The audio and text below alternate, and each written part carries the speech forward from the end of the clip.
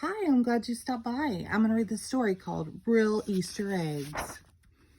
19, 20, 21, 22, 23. How about that? Said Sister Bear. I've got 23 Valentines at school today. 7 signed with names, 8 guess who's, and 8 swacks. Brother smiled. He knew that there were 24 cubs in Sister's class, and Teacher Jane made every cub give every other cub a Valentine. But Sister was enjoying her Valentines so much that he didn't say anything. Besides, he'd gotten quite a few himself. I just love holidays, said Sister. I wish every day was a holiday. Then you could get stuff every day.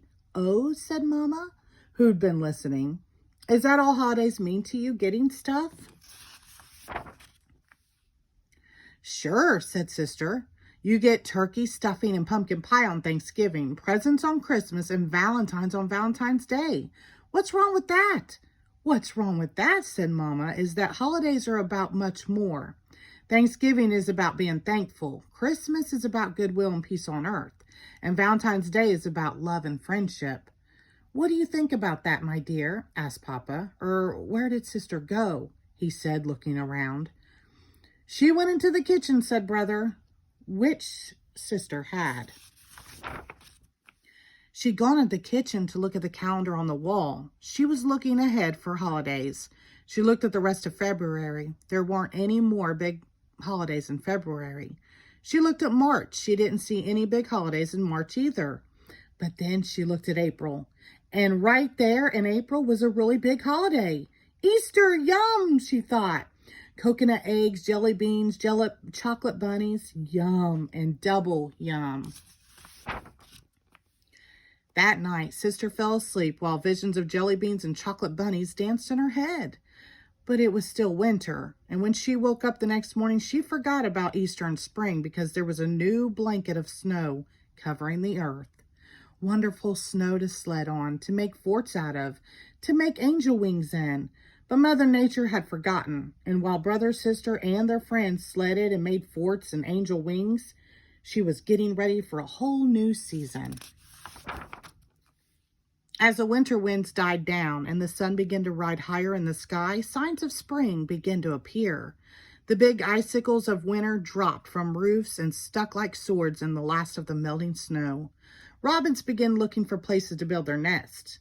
Blue and yellow crocuses peeped through the softening earth. And it wasn't very long before reminders of Easter began to appear in the supermarkets and on television. But it was the big billboard in town square that got Sister and Brother really excited about Easter. This is what it said. Coming soon, the Giant Beartown Easter egg hunt. Don't miss it. All cubs welcome. Prizes, prizes, prizes. Delicious chocolate Easter eggs, jelly beans, jelly beans, jelly beans. Gigantic chocolate bunnies. Every cub will win a prize.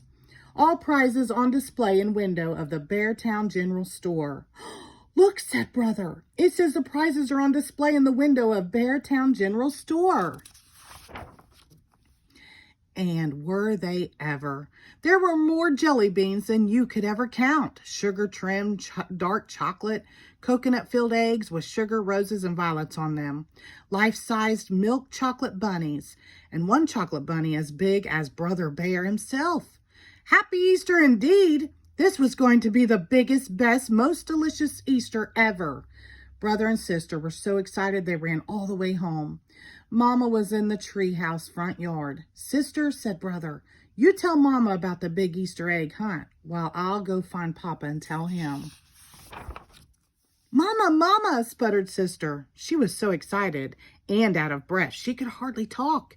Now, my dear, said Mama, I know that what you want to tell me is very exciting, but I'm sure it can wait until you catch your breath. Meanwhile, I've got some exciting things to show you. But Mama, protested Sister. Just look here, said Mama, kneeling down. See those little blue and yellow flowers? They're from the crocus bulbs I planted last fall.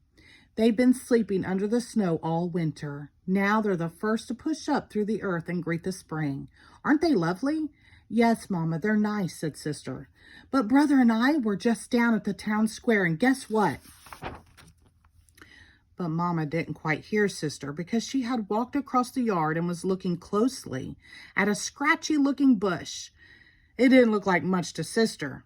"This is a forsythia," said Mama. "It doesn't look like much now, but it comes the first warm sunny day, it will burst with thousands of brilliant yellow flowers.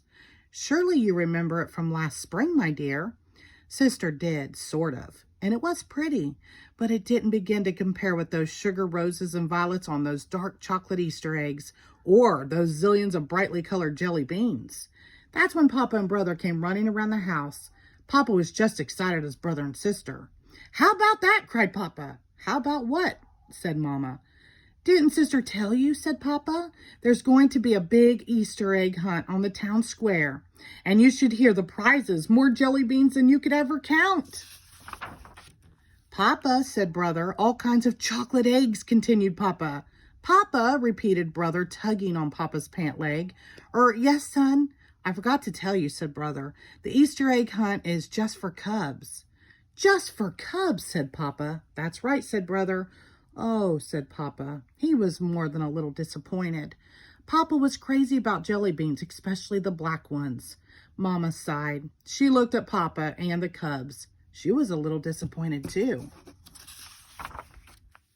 The day of the Easter egg hunt dawned bright and early. Sister, Brother, and dozens of their friends were on the town square waiting for Mayor Honeypot to give the signal for the hunt to begin. They had bags and baskets of every shape to gather their eggs. Brother and Sister were especially well prepared. They each had a big basket, the better to carry the eggs they would find. When the mayor gave the signal, it was helter-skelter, gather, gather, here an egg, there an egg, everywhere an egg. But Brother and Sister had a plan. Instead of hunting where the other eggs were, they quickly moved to the woods at the edge of the square.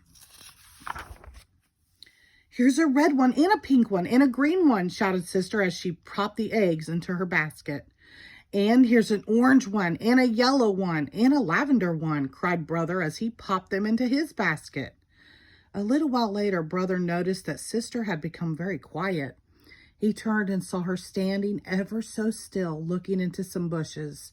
"And here," said Sister in a soft, hushed voice that Brother could hardly hear, "are 5 tiny blue eggs in a nest deep in the bushes." Ever so carefully and quietly, Brother moved into the bushes and looked over Sister's shoulder at the real Easter eggs.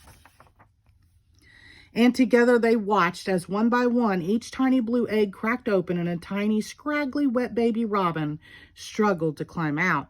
From time to time, the mother and father robin came to the nest with food, worms and insects. They took turns putting the food in the wide open beaks of the baby birds. Brother and Sister watched for a long time. They hardly moved. It was as if they were under a spell. It was the most wonderful and amazing thing they had ever seen. They missed most of the Easter egg hunt, but since every cub got a prize, they got some goodies for the eggs they had already gathered. A few chocolate eggs, but mostly jelly beans, which they shared with Papa. They gave him the black ones. Many of Sister and Brother's friends won the really big prizes, but that was okay. The sugar-trimmed chocolate eggs and the giant chocolate bunny would not only soon be gone, they would leave quite a few tummy aches behind. Sister and Brother would never forget those baby birds, and the wonder of Easter and its message of new life would stay with them forever. The end. Thank you.